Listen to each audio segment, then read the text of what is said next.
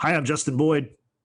And I'm Brittany Pacheco, and we are the Watchers in the Basement, bringing you a Watchers Extra. Yes, we are. Thanks, Brittany. We are back because our shows, we just finished WandaVision. Our last episode was about the series finale of WandaVision. And there's a week off in between the end of WandaVision and the beginning of the Falcon and Winter Soldier. Mhm. So this is kind of an in-between episode, but there's still a lot of stuff to talk about because on the first Friday where we didn't think that we were having any new content, Marvel dropped Marvel Studios Assembled. And the first episode was, of course, about the making of WandaVision. So let's talk a little bit about kind of WandaVision behind the scenes. Now, Brittany, Let's I do know it. you were able to watch this special, and what were your overall kind of takeaways from it?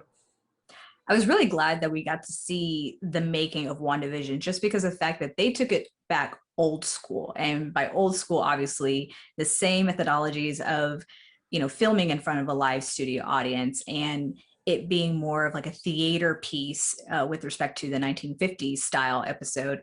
And it really channeling a lot of technique, not just with the actors, but with the showrunners and production designers and things like that, having to use old techniques in order to make things look like they're flying or they're levitating, whatever.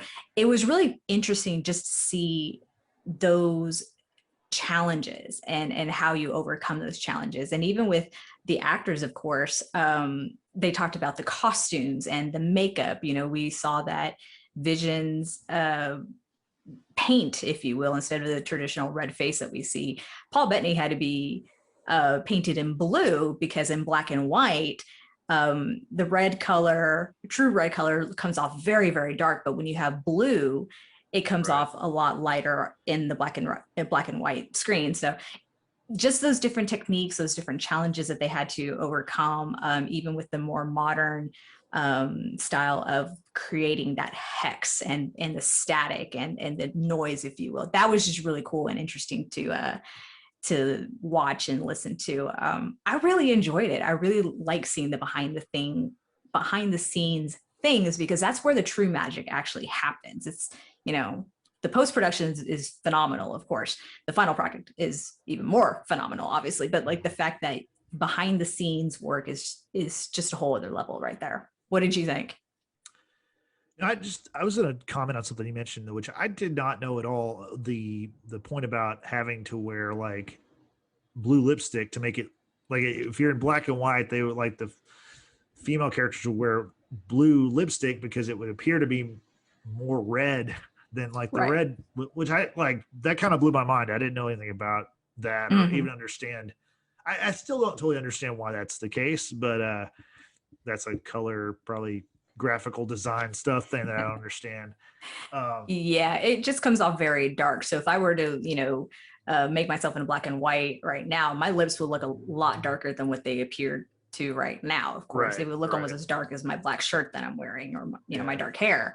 But yeah, you have to find different things in order to trick the camera, if you will, and just make it work. So like I said, seeing anything behind the scenes is just a really, really cool featurette, because there's so much that goes into making a television series, let alone a movie. And the fact that these people obviously really got into it, because the day that they were filming in front of the live studio audience, even the crew is dressed up in that era of the 1950s. And so the fact that they obviously took pride in what it was that they were doing, they worked hard for it, and it shows in what it is that they delivered. It was really cool.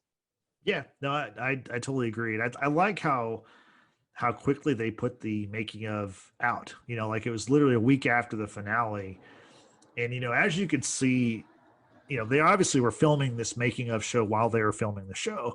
And that kind of leads off one of the first things I want to talk about is how Elizabeth Olsen has a great quote, like literally like about a minute and a half into this show, this making of WandaVision. She has a great prediction that totally came true about how fans would perceive WandaVision. And she says, I just think it's going to be so shocking and confusing and exciting for our fans to dissect what we're doing what we're doing and why, and for them to try and get steps ahead of us. That's just very cool and very satisfying. And like in that, she totally like nailed like the fact that people were gonna theorize and, you know, try to Set solve this themselves up for mystery. disappointment. Right. Ultimately Yeah. setting ourselves up for disappointment.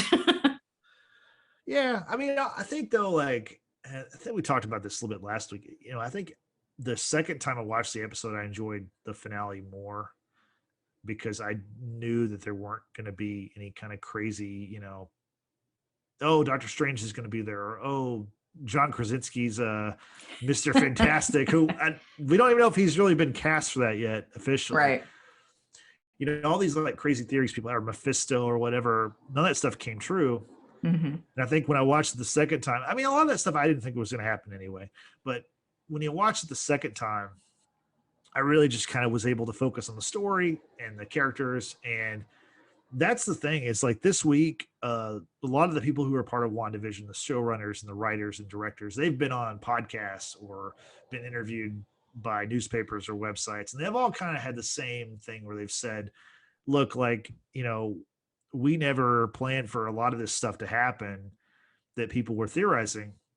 You know, we were solely focused on Wanda Maximoff and her grief and her story, and, you know, with Vision and the characters that were kind of, you know, in the Avengers movies, they're side, you know, they're side characters, you know, they're not, right, you know, they're complementary characters. And so this was the chance to kind of have the spotlight shine on those characters. And so they said they were always true to that. They never, you know, didn't really consider that, you know, like, for example, Mephisto being the bad guy, which Mephisto is, you know, the devil of the Marvel universe. Right.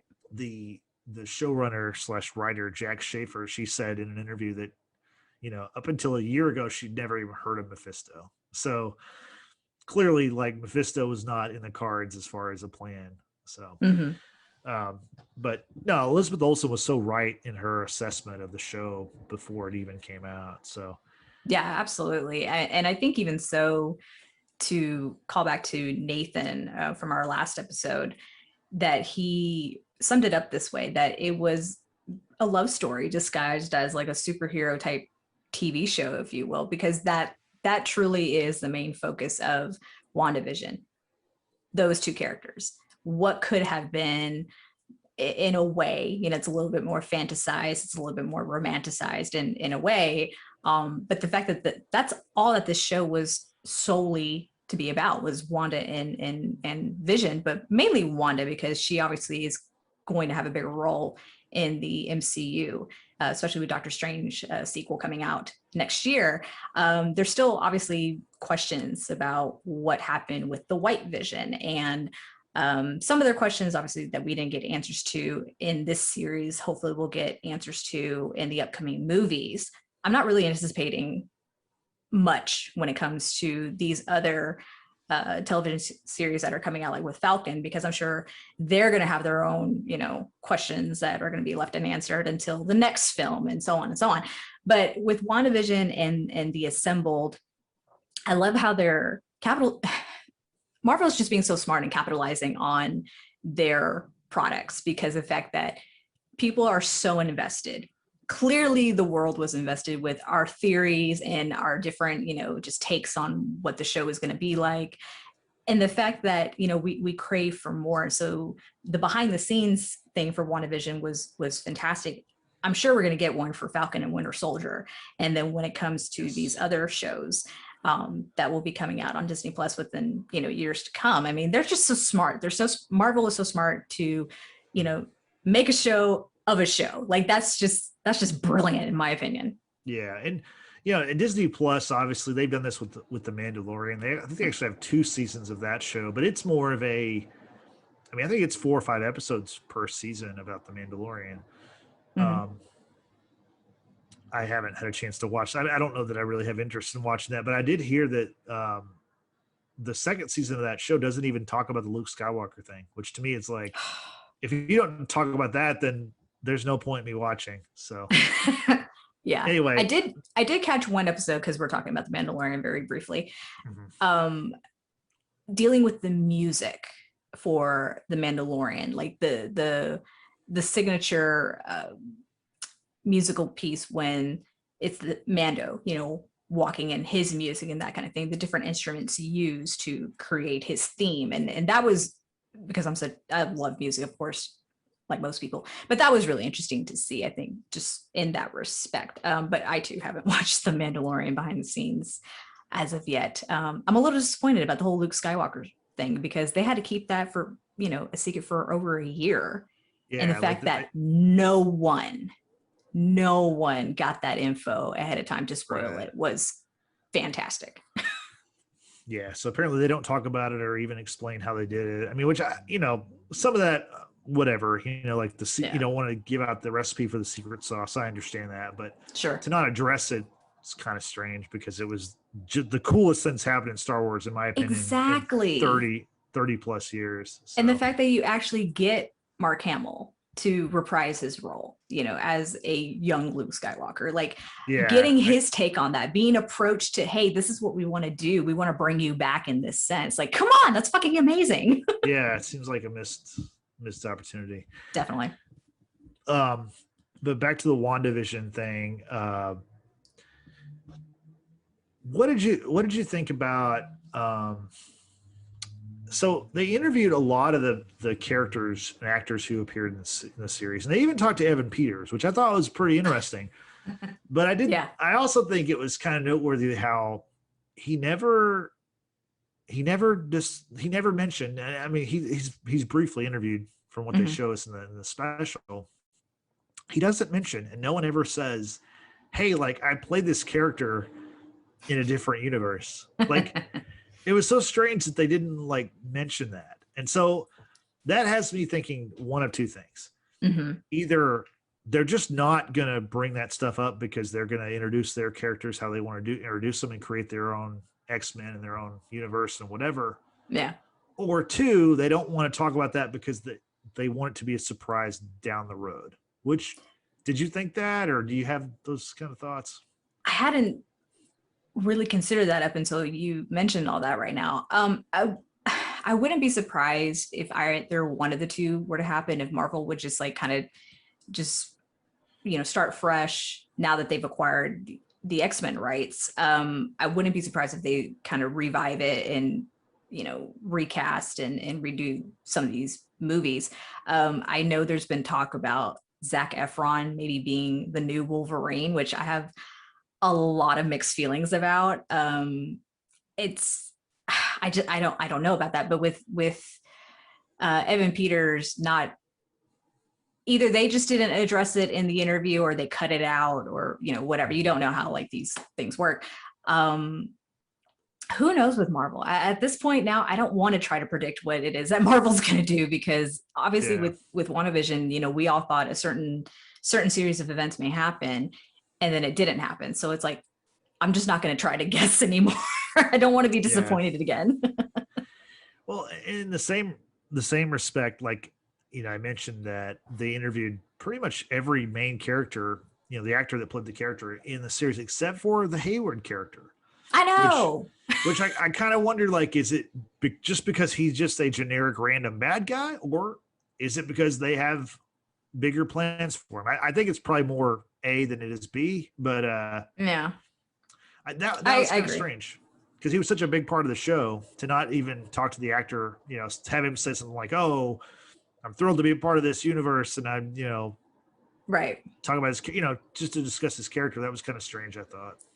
Well, I can kind of see why they didn't interview him, because then at the same time, there might have been a need to like interview all the other kind of minor characters in a way, although he wasn't a minor character. I mean, he was kind of perceived to be like the villain, but the bigger villain obviously was Agatha. But yeah, he kind of, I mean, he was acknowledged through God, I'm spacing on her actual name, but Monica Rambeau's Tiana Paris is Tiana. Thank you. Yeah. She did mention about how Hayward was, you know, set up to be, you know, the bad guy. He had his own agenda. You know, everyone had their own agenda, if you will, and that's pretty much like all he got. Like there wasn't a whole lot of acknowledgement towards his character, and I'm still really disappointed that my whole theory about him did not play out. But again, we don't know what Marvel may have in store for him in the future. It doesn't look good. Doesn't seem like he's going to Yeah. be anything more than what he was. Yeah, it's just anticlimactic to me. I don't Yeah. know.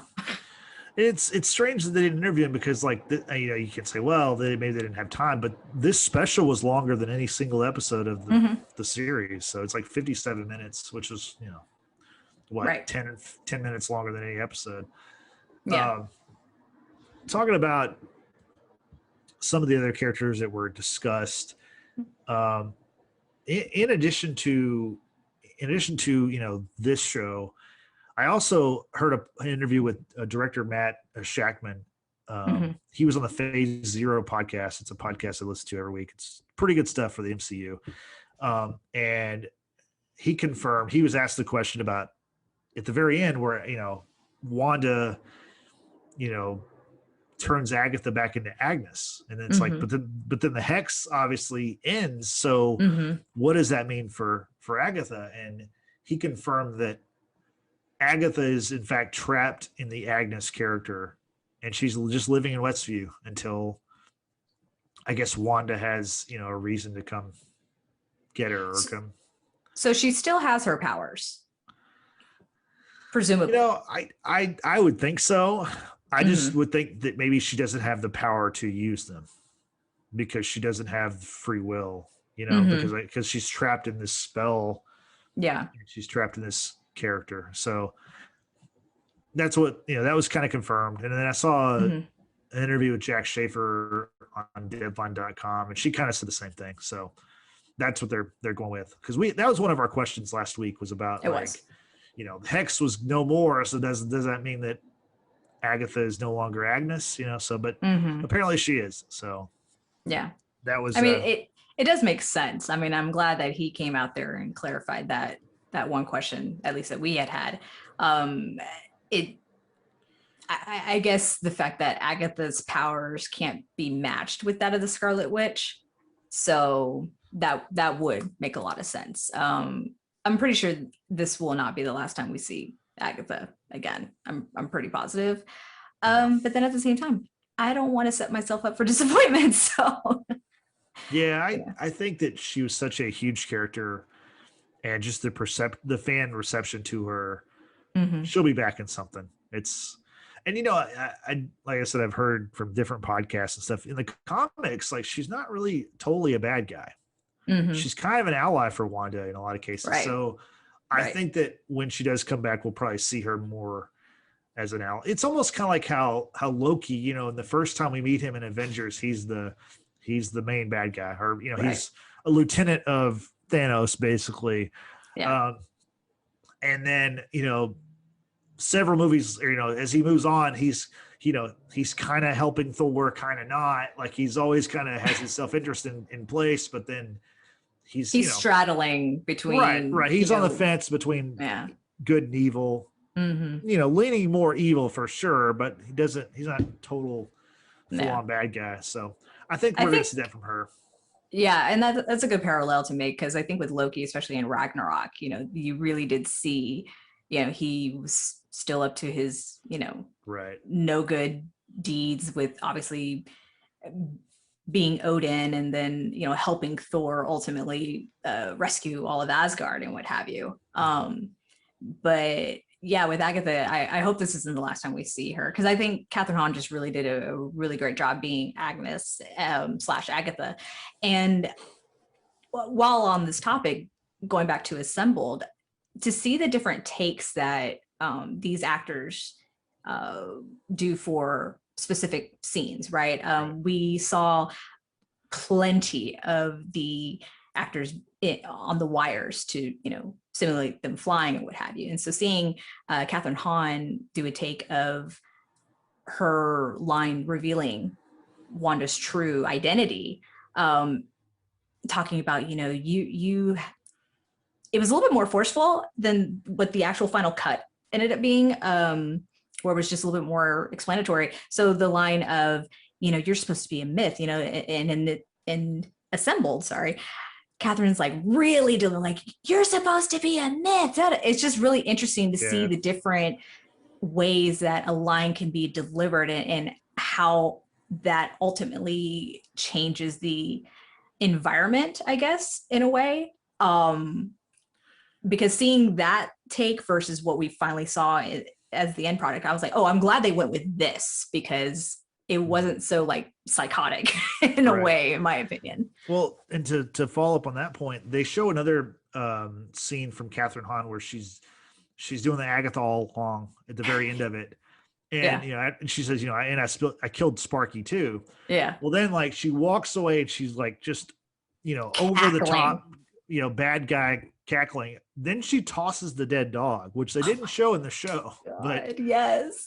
That would have been an awesome addition to the show. So yeah, you get to see like what was left on the cutting room floor and the different takes. And I thought that was really interesting. Because even, like you said, even the scenes that we did that were the same as what we saw in the show, we didn't get the same inflection in their voice and the same takes. Because even the part where she says, you're using these powers to create breakfast for dinner. That was not. Yeah, she yelled that out. Right. That was crazy. That was not the line reading that we got in the actual episode, which I agree with you on both counts. Like they picked the right version. But it was fun to watch that. It really was. Yeah, and even like the dress rehearsals, if you will, for the very first, the pilot episode of WandaVision, seeing them use the Dick Van Dyke set, which I love that Matt, the director of the show, talked about having lunch with Dick Van Dyke and using him as a consultant, what have you, but you actually visually see, okay, this section over here is the office, this section right here is the living room, which immediately leads into the kitchen. And so just seeing how massive like these sets have to be in order to film in front of that live studio audience is just really cool to see. And the fact that, they kept with the theme, the era, down to the audience chairs, to make it really authentic. The audience appeared to be dressed in a timely type manner as well. And I really love the effort to make it as authentic as possible. And, of course, the actors, a lot of them do a lot of method acting. So like Lizzie, you could even hear her in her interviews dressed as the 1950s Wanda, the voice inflection, the over the top kind of enthusiasm and whatever she was saying. It's like they keep in character, which I think is really great to see in the behind the scenes featurettes of these shows.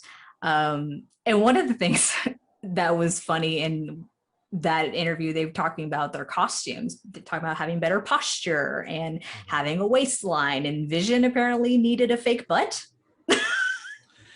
Yeah, that was the most bizarre part of the whole thing, because I'm like, why does he need a fake butt? Like his butt is not a point of emphasis for anything, honestly. Like it's, if Jennifer Lopez was a superhero, I'd understand that you'd have to have a butt that represented her, but like I don't understand like Vision of all characters, I don't know either. I just know obviously with the costumes, which again, great attention to detail. Deborah Jo, who played Mrs. Hart, really expressed her love of wearing the 1950s styled costumes because it gave her, a waist. She said the undergarments weren't that great to wear, but it was very flattering, which I agree. Right. As a female, I do very much like that style of clothing. But with the notion of Vision needing to have like a butt, because I guess the style of the slacks that he was wearing, they seemed a little bit more high-waisted and very slim trim, what have you.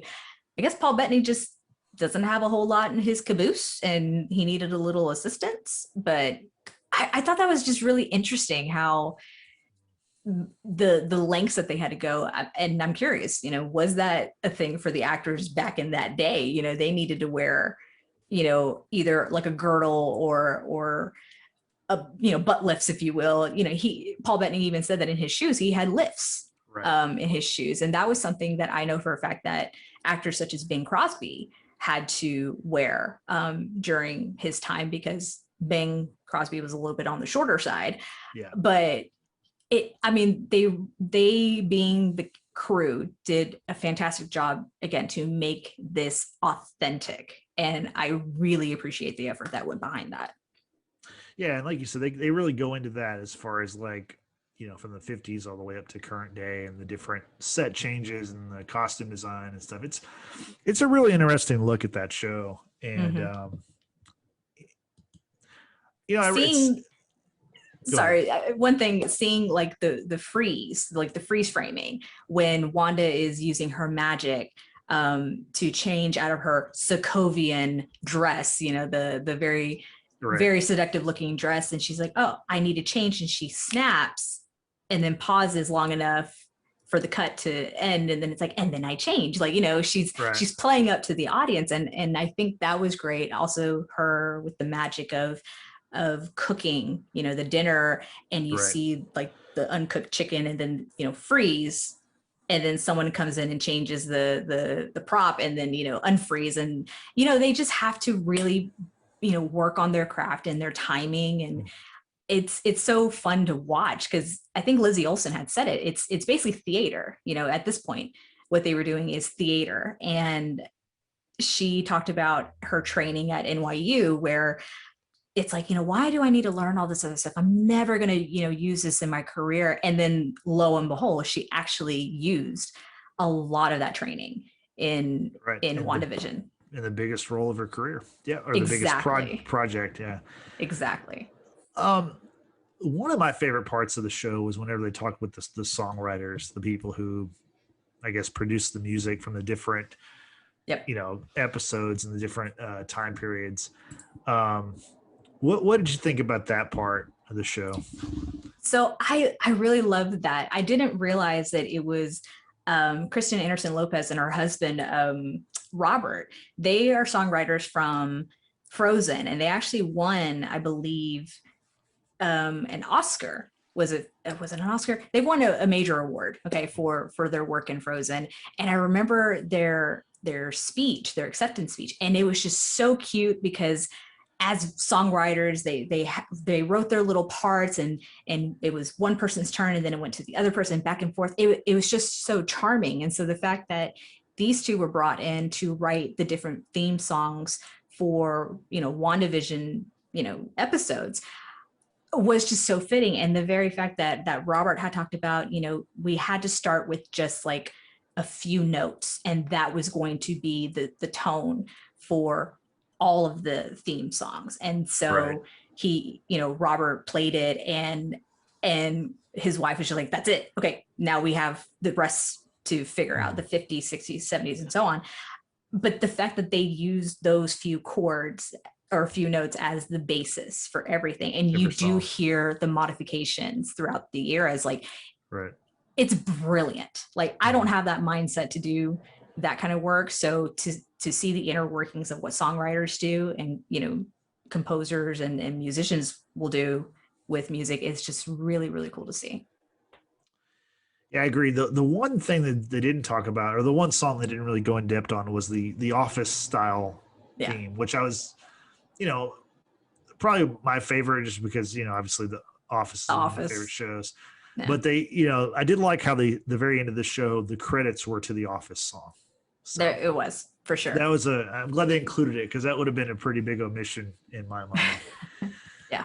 We can't have that. We can't disrespect the Office like that. Come on. Yeah, exactly. Was there anything from this special that that you wanted to highlight or point out? I think overall it was done very well. I did, and it never occurred to me about the production design for like the military base outside of the Hex. It didn't occur to me just how much thought has to go into setting that up. I mean, these professionals, because that's, you know, what they are, they do their research, they do their homework, they go and reference, you know, different military type bases, and try to, you know, incorporate and take from here and take from there. But then they still have to put like a Marvel spin on it to make it kind of be its own standalone base, which I thought was really, really awesome to learn about. And how quickly they would have to do these set changes. Yeah, the They turnarounds, yeah. film for 2 days, and then they'd have 2 days to set it up for something else, and literally had like maybe 12 hours to repaint and do these things. I mean, these people have to work quickly, and they worked during the quarantine, obviously, because you did see people wear masks and continue with their work. But again, I can't stress this enough. The crew, cast, everyone involved in this show really put their heart into it. They put so much effort into making the show not only flow well, but aesthetically look, legit. And it's such a well done show. I have a bigger appreciation for WandaVision now after watching Assembled. Yeah, I totally agree with you. It was, WandaVision was such a unique and cool show, and I gotta say, I already missed it a lot. I really enjoyed it. It was a good like weekly thing to watch. Well, now you can binge watch it. Yeah, it's true. You can knock it all out in one day if you wanted to. Yeah. The last things I'll mention about WandaVision was, like I said earlier, this week was kind of a big post mortem or whatever, post game kind of talk about the show. And so, the writers and producers and directors were on all kind of platforms. And and I did want to point out that this was actually Matt Shackman, the director. He said this several times on different shows and stuff. He mentioned that, we had questions about the rabbit, Senor Scratchy. And the rabbit was actually a demon. And they did film a scene where the rabbit transforms into a demon. And the kids have to kind of, get away from it in the basement. But ultimately they decided that, that didn't really fit the episode tone. So I thought that was really kind of, I thought that was kind of crazy because to make that big of a thing with, to take a rabbit that's in a lot of the episodes and do a, what's the werewolf in London kind of transformation into a demon. A demon. And then not show that. I was like, that's kind of an odd choice. But something else we learned that I learned from reading various things and checking out other podcasts was that they originally had planned to do 10 episodes. And that, the show wasn't even done when they started airing it. The finale wasn't done. So really? Yeah. So they were working up until recently. So it was a quick turnaround. There were a lot of things that, they had to change and stuff. So listen, the people in front of the camera, they do a phenomenal job at their craft, but really the heroes are the people who work behind the scenes to give us the end product, because damn. That's true on most shows, but not on this show, because on this show, the same people who are in front of the camera are also behind the camera. So, so I guess that kind of wraps up our talk on WandaVision. Like I said, it was a great show, and will there be more of it? I don't know. There's no plan for it now, and everyone said that. So we'll see down the road. But let's move on to the next show. Obviously, the next show is The Falcon and the Winter Soldier. So excited. It's premiering March 19th, which is this upcoming Friday. So excited. Here's what we know about the show. And there's not a lot. I mean, there's probably some plot stuff that's out there, but I don't want to get into that kind of stuff. I don't like to be spoiled. So I will say that this is the information that I do know. It's going to be 6 episodes, and it looks like the runtime for each episode is about 50 minutes. So basically we're getting 6 1-hour episodes, with the credits and everything. Okay. So that sounds good. And then I don't know if you had a chance to watch this today, Brittany, but I noticed that Disney Plus added, they have these legends, this Legends series where they give you basically, it's like a highlight video for each character.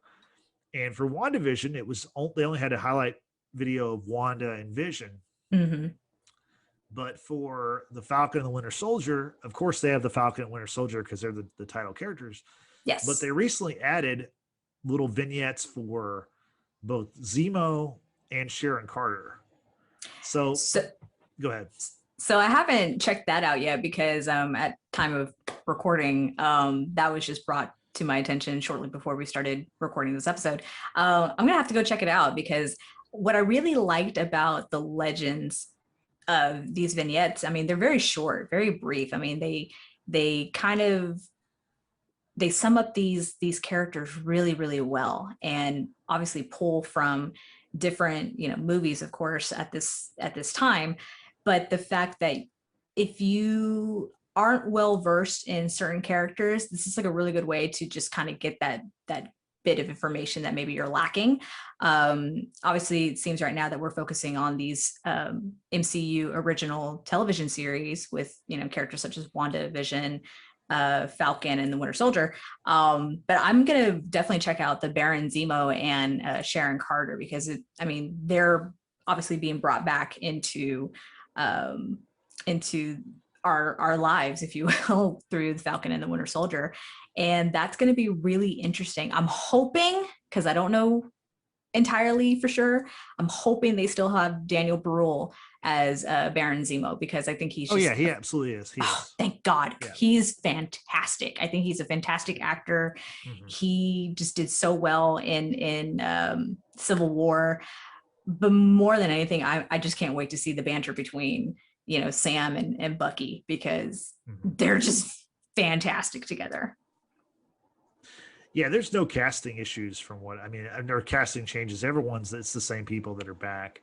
The one thing I wanted to say about the addition of Zemo and Sharon Carter is that by giving them that Legends treatment, it to me it shows that those characters are going to be major characters in the show.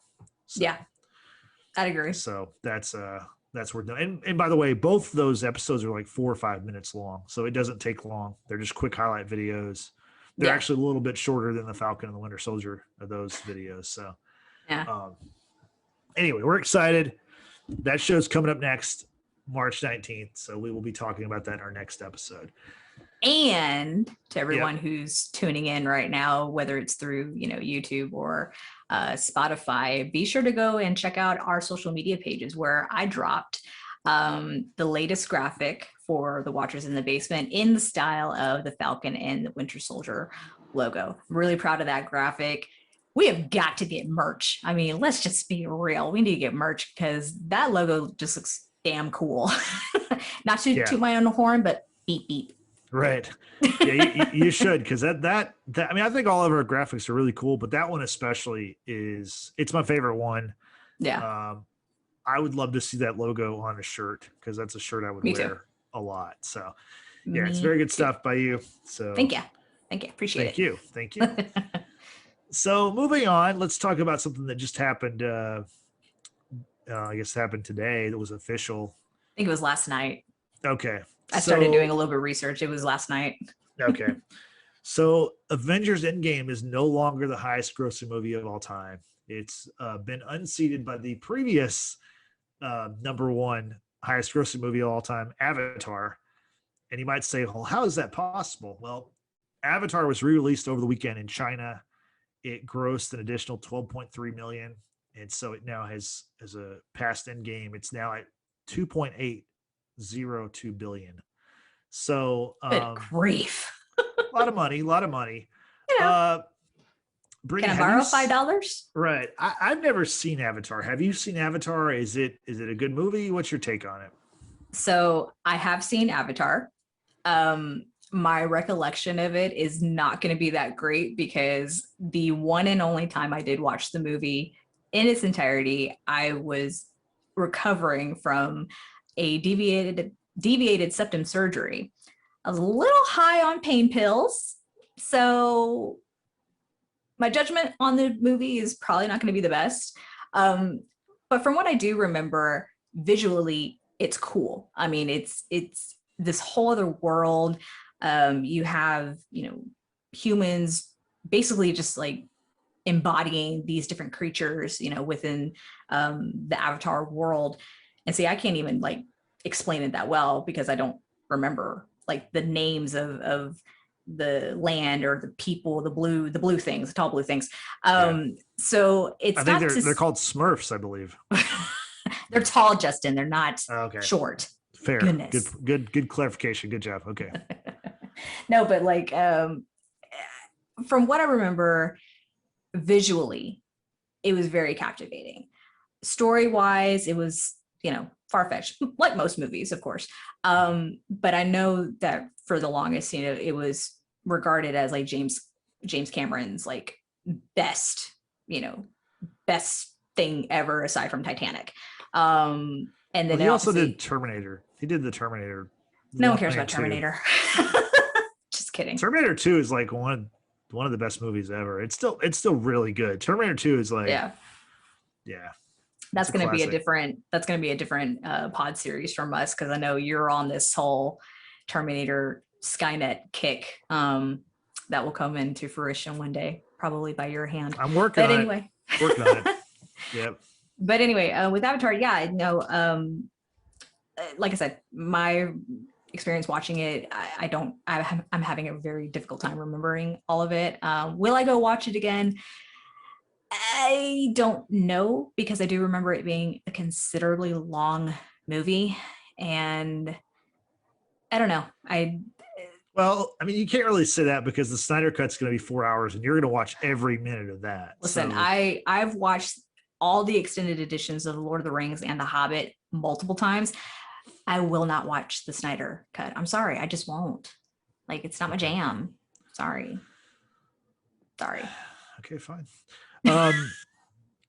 No, the thing that is interesting to me about Avatar is, like I said, I've never seen it, but everyone I've talked to who has seen it, no one like says it's their favorite movie. Like, no one seems to, like, everyone's like, yeah, it was a movie, it was fine, but no one was like loving it. Like, to me, that's why it's so surprising that it's the highest grossing movie of all time, because I mean, like, I don't think you have fanatical people who are Avatar fans like Star Wars fans or superhero fans, Marvel, or be it Batman or Superman, Lord of the Rings, even. Yeah, exactly. Yeah. Like I just don't. It's like I said, people say they've seen it. They're like, yeah, it was fine, it was good, whatever. But it's not like, oh, like most people like loved Endgame. You know what I mean? Like I thought it was awesome. It's such a we all cried. I mean, come on. Yeah.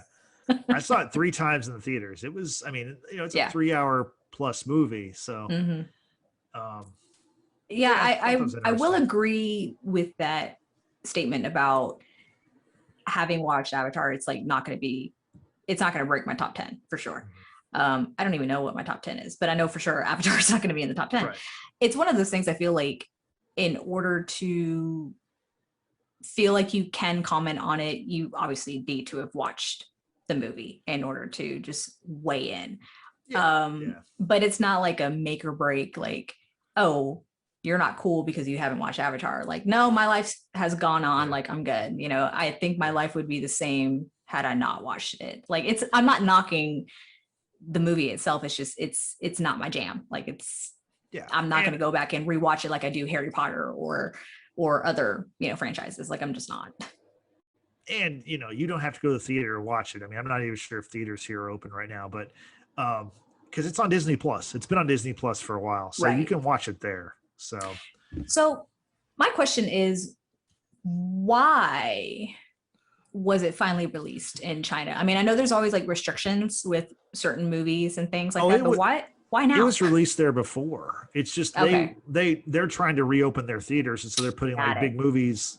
Kind of like what happened here probably like 6 months ago or so, when like with Black Panther was in the theaters. I think like Empire Strikes Back was, and they were trying to just get people to come back. Yeah. So that's what happened. They re-released it. The thing that, so then can it really count?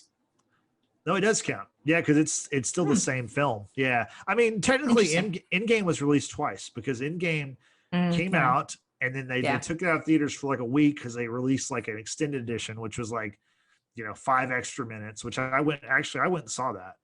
I remember. And they had like a giveaway poster that was really cool. They had the Infinity Gauntlet. Yeah.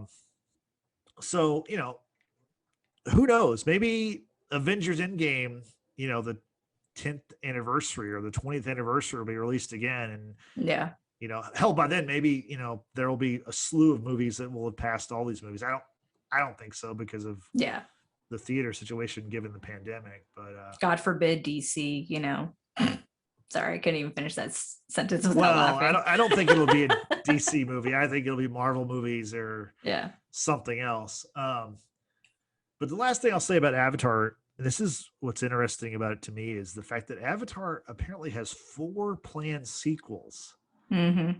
and they've been in production for, I mean, a A decade or long more. time. Yeah. And it's like, when are these? Are they just gonna like come out like Lord of the Rings did, where it was like every Christmas time, you know, they were like for 3 consecutive years, you had 3 consecutive, you know, Lord of the Well, Rings movies, or that would require all of the remaining movies to be filmed simultaneously as Lord of the Rings was yeah, done. Lord of the it might Rings, be. yeah, all 3 films were you know, filmed at the same time for a span of 10 years.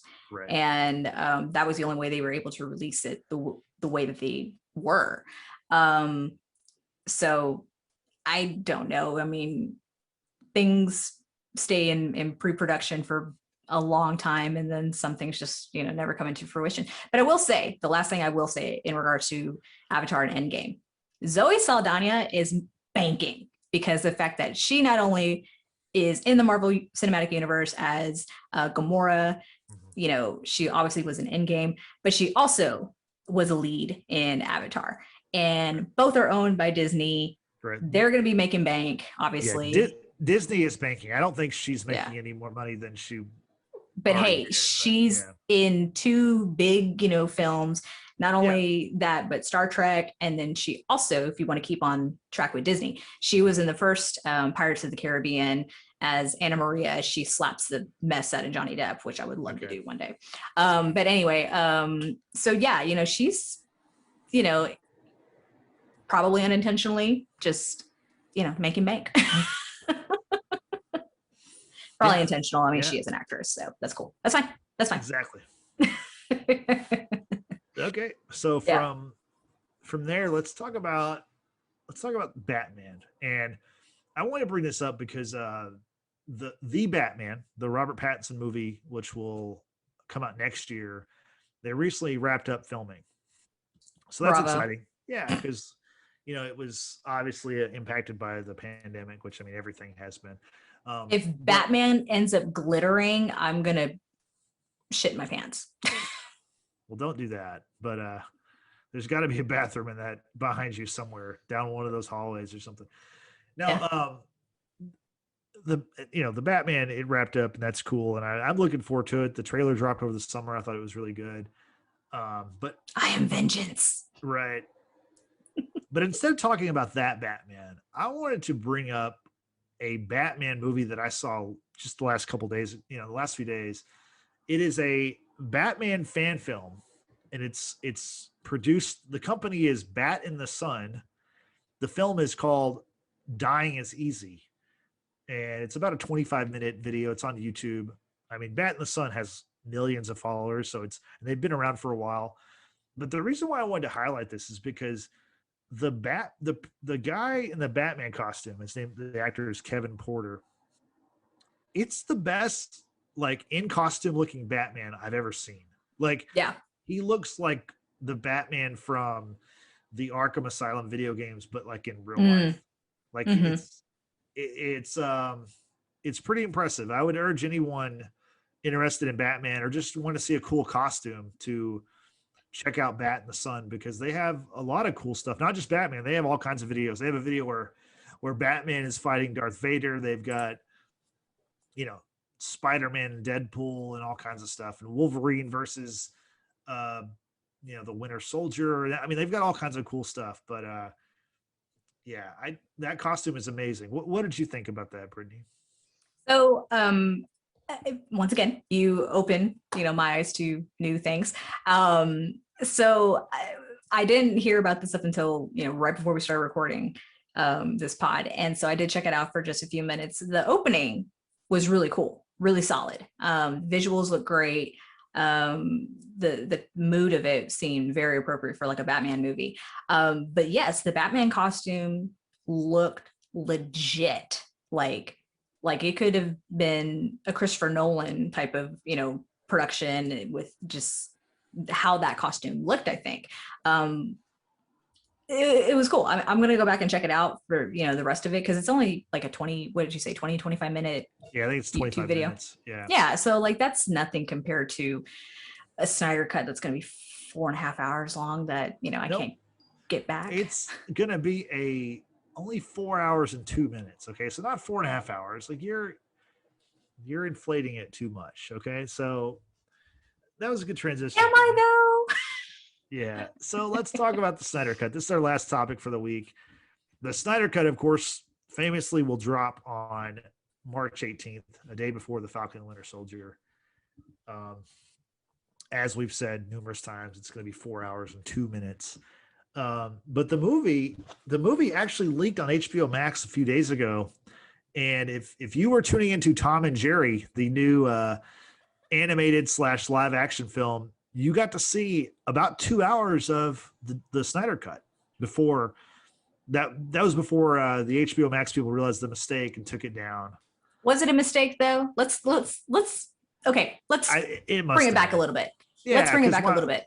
Okay. Because when Game of Thrones was on and like the new season was underway, like episodes would be leaked, ahead of time, right? So HBO, I've got questions. Are you really just bad at dropping stuff ahead of schedule, or are you doing this intentionally? Like, come on.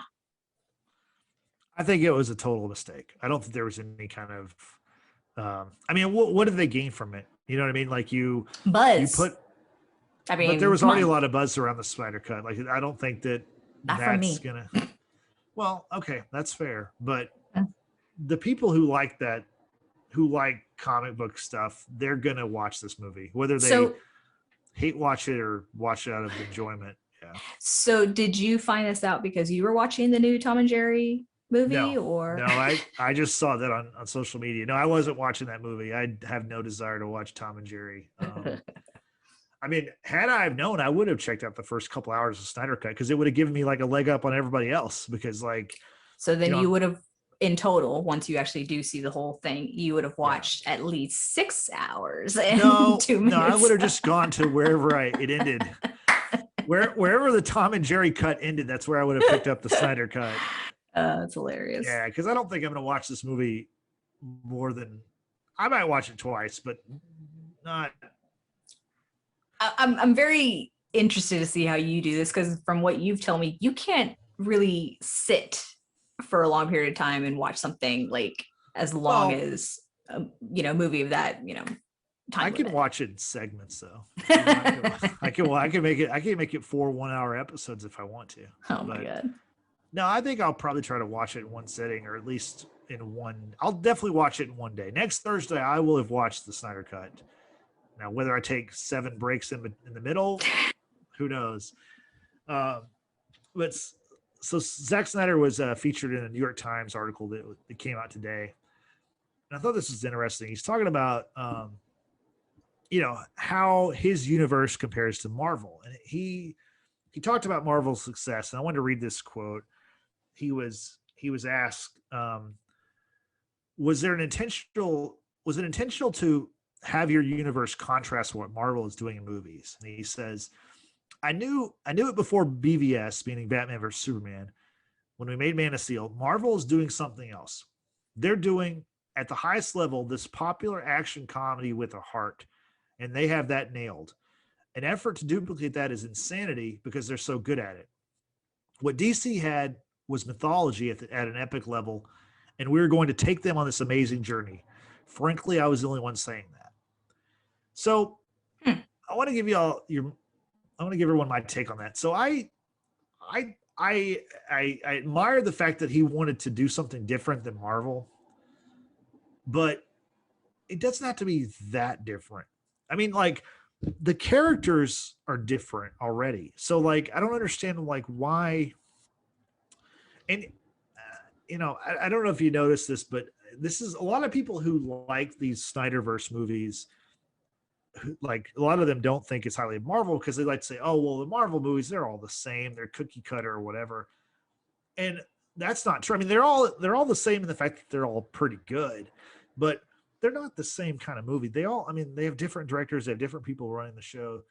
I mean, overall, Kevin Feige's in charge, but I mean, Thor Ragnarok is nothing like the first Thor movies or like Captain America Winter Soldier. I mean, these are different for sure. styles of movies, but they all kind of work because Marvel, they care about continuity and the devils and the details, and they nail that stuff.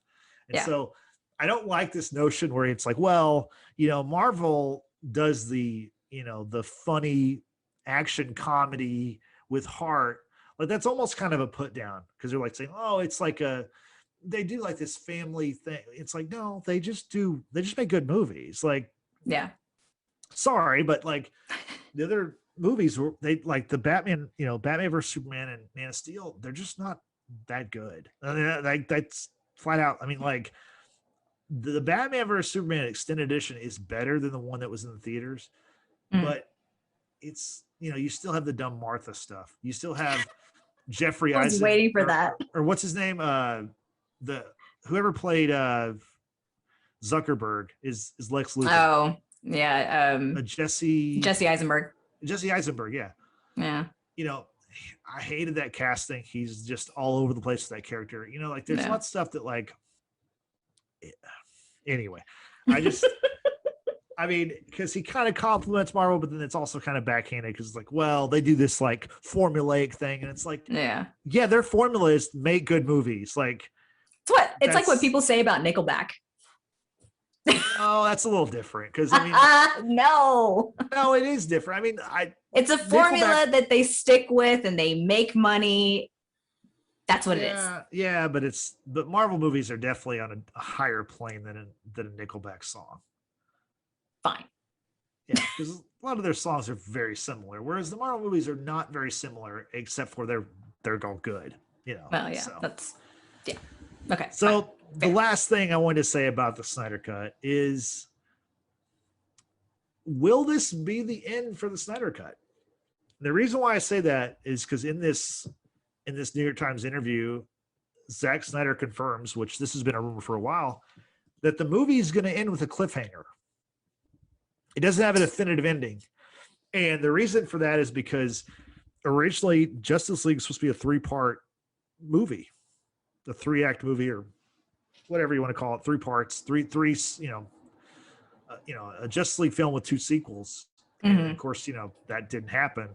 And there are no plans currently for DC to reignite the Snyderverse, although maybe they will. I mean, if a lot of people watch this movie, which I think it'll probably do pretty well online on HBO Max, maybe they will. But I just think it's interesting that, like, for a lot of people there, they've been saying, well, either way, we're about to be done with the Snyder Cut. And I say not so fast. I think we're going to have more Snyder Cut or more Snyderverse movies coming. Who knows when, but yeah. So you have that to look forward to, Brittany. I'm good. You're good? I'm all right. Okay. Yeah. Well, okay. My life will probably be the same if I watch it or don't watch it. And I'd rather not lose 4 hours and 2 minutes of something. Just saying. I just want to say I am looking forward to it, and I have been for a while. And I actually think it's going to be actually going to be a good movie. Or I think it's going to be, okay, I'll say this. I think it's going to be Snyder's best DC movie. I'll say that. Well, for your sake, I hope it's everything that you hope for. I hope you enjoy it, whether that be in one sitting or in 7. I don't care. Right. But hopefully it's something that you can walk away with and be like, yep, that I'm good. I've watched it once. I'm all right. I'm good. And whatever. Well, we're going to talk about it next week because either way, like it or hate it, we're going to discuss it next week. Not me. Well, I'll be discussing. Maybe I'll talk about myself. But you've got Frank and George who said that they'd tune in. Watch it. So, okay. Yeah. I don't know about Nathan. Nathan, I think, was kind of on the fence about it. Yeah, I don't think. I know he doesn't like DC. He's not a Superman guy at all. So that's right. He's an X-Men whore. Yes. Self-proclaimed, by the way. Self-proclaimed X-Men whore. We didn't give him that tag.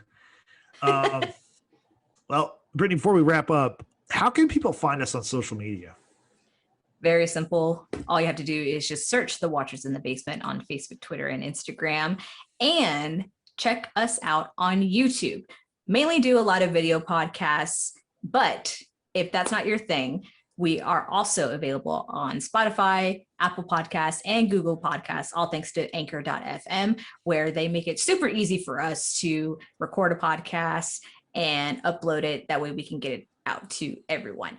Last thing before we go is just make sure you subscribe, rate us, give us a 5-star review. That'd be really helpful to us because we are not a large podcast, but we are a proud one. And be sure to share this podcast with your friends and family because it's easy to do. It's very simple. Just say, hey, go check them out. They've got good stuff. They're funny. We're just happy to do what we do. It's fun for us, and we hope you all enjoy it. Thanks, Brittany. So for you, I'm Justin. We're signing off now. We will see you next week as we talk about the premiere of the Falcon and Winter Soldier and the Snyder Cut. Oh, God. Yeah. So anyway, see you next week.